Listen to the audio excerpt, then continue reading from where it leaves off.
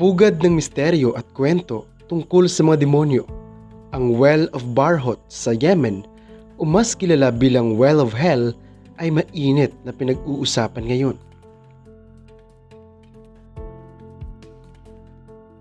Noong September 21, may mga naglakas loob na pasukin ang misteryosong sinkhole na ito sa Yemen at ikakagulat mo ang kanilang natuklasan.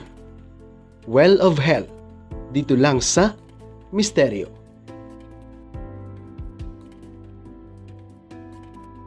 Sa loob ng maraming taon, kinatatakutan ng maraming Yemeni ang Well of Barhot o mas kilala bilang Well of Hell. Isa itong sinkhole na may lapad na 30 metro malapit sa border ng Oman sa disyerto ng Al-Mara Province. Pinaniwala ang milyon-milyong taon na ang tanda neto. May mga naniniwalang lumitaw ang butas para magsilbing bilangguan ng mga dyablo. Mayroon ding mga nagsasabing kulungan ito ng mga genie. Ang pamahiin ng mga lokal na residente, lahat ng tao o bagay na nasa paligid neto nahihigop paloob ng butas. Hindi madaling matukoy kung ano ang nasa ilalim neto dahil mistulang hindi pumapasok doon ang liwanag. Ang tansya ng mga tao roon nasa 100 meters hanggang 250 meters ang lalim neto. Sa mga nakalipas na dekada, may mga nagtangkang pumasok sa sinkhole pero hindi naabot ang dulo neto dahil wala na raw oxygen sa ilalim. Marami rin ang mga naniniwalang may sumpa ang sinkhole. Hanggang sa maglakas ng loob ang Oman Cave Exploration Team noong September 21. Sa kauna-unahang pagkakataon, pinasok nila ang sinkhole, dala ang mga makabagong kagamitan at ito ang kanilang nakita.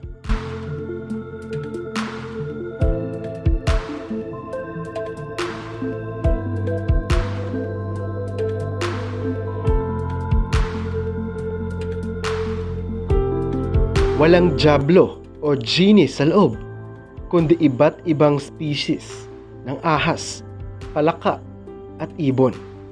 Mayroon ding natagpuang cave pearls sa loob ng sinkhole.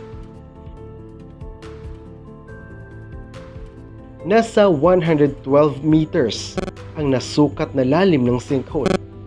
Kumuha sila ng samples ng tubig, bato at ilang hayop mula sa sinkhole para ma-analyze.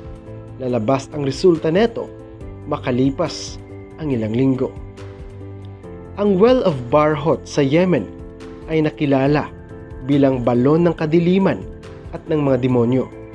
Pero sa makasaysayang pangyayaring pagpasok rito, sabi ng ilan, ito ay Well of Heaven o isang paraiso. Maraming salamat sa inyong panunood mga kamisteryo. Kung meron kang katanungan, maling narinig o karagdagang kaalaman, mag-iwan lamang ng komento sa ibaba. Hanggang sa muli, laging tandaan, ang buhay ay isang napakagandang misteryo.